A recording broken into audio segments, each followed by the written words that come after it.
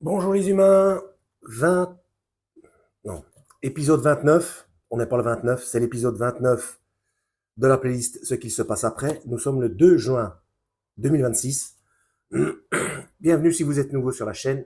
Ne vous fiez surtout pas à une seule vidéo, allez voir mes playlists. Je traite tout un tas de sujets très différents. Euh, pour ceux qui ont, petite info comme ça, pour ceux qui en ont marre de regarder mes vidéos balade à vélo parce que ça n'arrête pas de couper et que le son est immonde. Hier, j'en ai fait une en journée que j'ai supprimée parce que l'écran était devenu tout noir pour je ne sais quelle raison obscure. Euh, Par contre, je suis revenu, donc je l'ai fait à l'envers de nuit. L'image était nickel. Et apparemment, il y a moins de bruit. Bon, déjà, j'avais pas mon caddie attaché à mon vélo. Et apparemment, ça a bien filmé. Donc, pour ceux que ça intéresse, playlist balade à vélo. Donc, dans Paris, la nuit, le trajet, c'était, je suis parti de Port-de-Vanves et je me suis arrêté dans la ville de Clichy. Je suis passé par, bon, la gare Montparnasse, vous la voyez pas parce qu'elle est dans mon dos. Je suis passé par, je sais plus. Je suis passé par la place de la Concorde. Qu'est-ce que j'ai fait?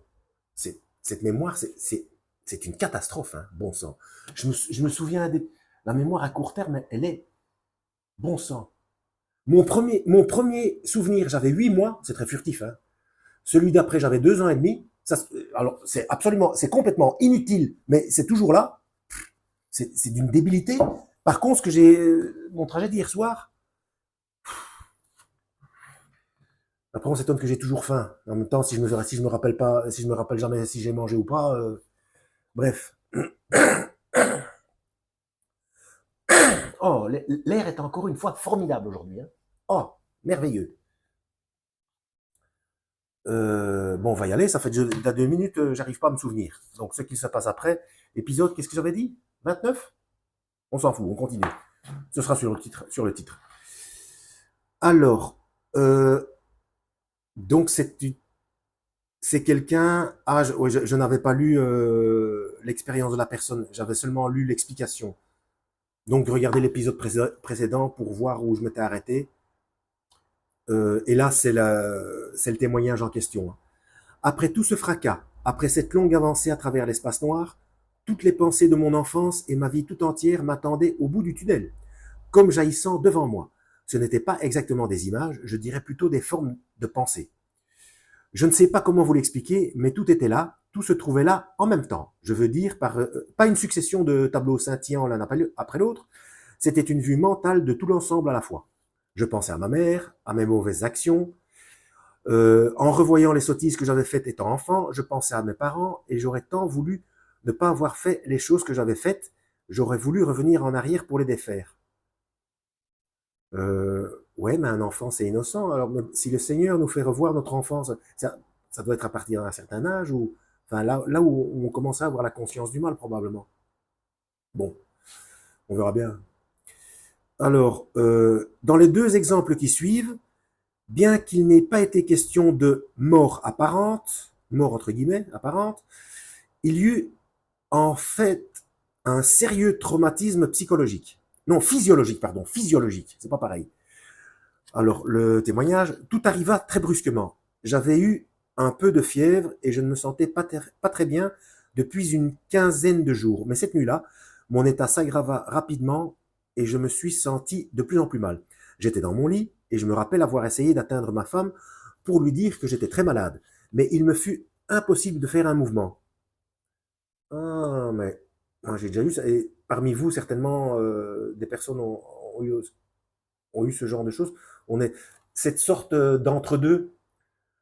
On n'est pas vraiment réveillé, mais on sait qu'on ne dort pas, on est conscient, mais on veut crier ou on veut bouger. Il n'y a rien qui fonctionne. On est prisonnier de son corps. Et pour pouvoir sortir de cet état, on se force à se réveiller en hurlant, en essayant de se débattre psychologiquement, mentalement, et puis à un moment donné, quand on y arrive, boum, dès qu'on arrive à faire un seul petit geste ou un seul petit son, boum, on est réveillé complètement. Ça doit être un problème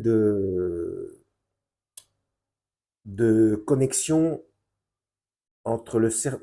Je sais qu'il y a un problème de connexion entre le cerveau et le cervelet. C'est une sorte d'orage électrique en cas de crise d'épilepsie entre le cerveau et le cervelet, si ma mémoire est bonne. Sinon, cet état-là, il y a un système de sécurité qui existe qui fait, et qui est défaillant chez les. En fait, ce que je viens d'expliquer, c'est l'inverse du noctambulisme. Donc, il y a un système de sécurité qui fait que quand on dort et qu'on est dans un rêve, les commandes du cerveau ne passent pas au corps. Parce que le cerveau dort, et donc on fait des tas de choses dans les rêves, mais il ne faut pas que ça se traduise physiquement. Et là, c'est le contraire. C'est-à-dire, le cerveau est éveillé, mais je suis sûr que ça se passe au même endroit, hein, mais la commande ne passe pas, alors que le cerveau est éveillé. Et c'est là qu'il faudrait qu'il fasse son boulot. Et il ne le fait pas. Bref. Enfin, je sais que c'est un petit peu brouillon comme explication, mais je pense avoir été compris. Alors, qui plus est, je me trouvais dans une sorte de vide complètement noir, et toute ma vie se mit à défiler devant moi comme un éclair. Bon, manifestement, ce n'est pas le cas que je viens de décrire. Cela a commencé quand j'avais 6 ou 7 ans, et je me suis souvenu d'un de mes bons camarades d'école, puis j'ai passé des petites aux grandes classes, de là à l'institut dentaire, et enfin j'exerçais mon métier de dentiste. Je savais que j'allais mourir, et je me souviens d'avoir pensé qu'il me fallait subvenir aux besoins de ma famille.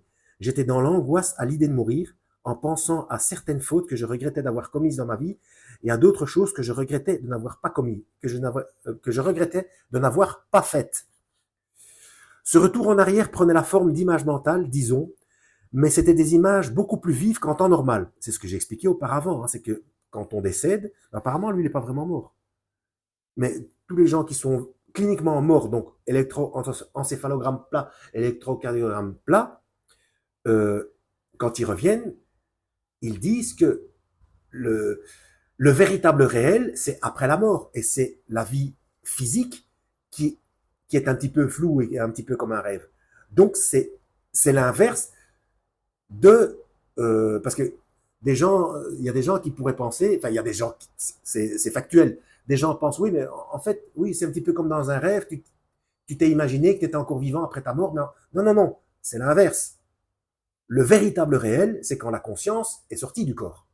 C'est là le véritable réel, parce que tous les sens sont aiguisés. On voit mieux, on entend mieux, on pense mieux, on est télépathe, etc. C'est ici dans le monde matériel et charnel, c'est ici qu'on est freiné. Alors, ce retour en arrière prenait la forme d'images mentales, disons, mais c'était des images beaucoup plus vives qu'en temps normal. Voilà, c'est ce que je viens de dire. Je ne revoyais que les moments importants, mais cela passait à toute vitesse, comme si je feuilletais le livre de ma vie entière en quelques secondes. Cela se déroulait devant moi comme un film prodigieusement accéléré, tout en me permettant de tout voir et de tout comprendre. Mais les émotions n'accompagnaient pas les images. Elles n'en avaient pas le temps. Je n'ai rien vu d'autre au cours de cette expérience, tout était noir, à part les images. Pourtant, j'ai nettement perçu près de moi une sorte de présence très puissante, très aimante, qui ne m'a pas quitté un seul instant. Mais pourquoi est-il si sûr qu'il n'était pas décédé? On continue, on verra bien.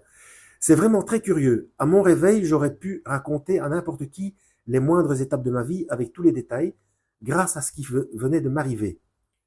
Il a peut-être eu un arrêt cardiaque, ce qu'on appelle une pause cardiaque.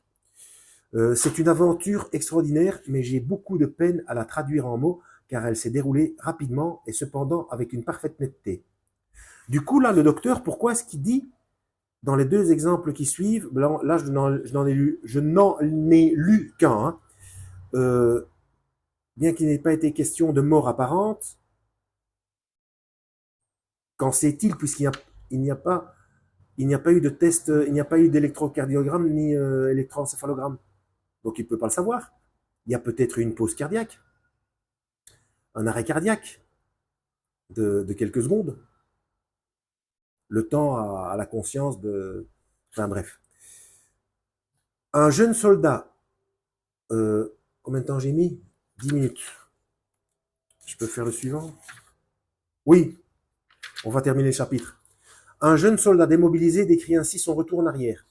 Pendant mon service au Vietnam, j'ai reçu des blessures des suites auxquelles je suis mort. Pourtant, pourquoi entre guillemets? Mais je n'ai pas un instant perdu la notion de ce qui se passait. J'ai reçu... Ah, c'est pas vrai. Allez voir ma playlist Perversion ou pas des codes de Dieu. J'ai reçu 6 salves de mitrailleuses. Pourquoi 6? Pourquoi pas 5 ou 7? Bref. Et c'est quelle page? Non, non, c'est pas vrai. 106. Allez, un troisième 6 dans ce que je vais lire, comme ça c'est complet. Et sur le moment, ça ne m'a pas troublé du tout. J'ai plutôt senti un grand soulagement d'être blessé. Je me trouvais parfaitement bien, je n'avais pas peur.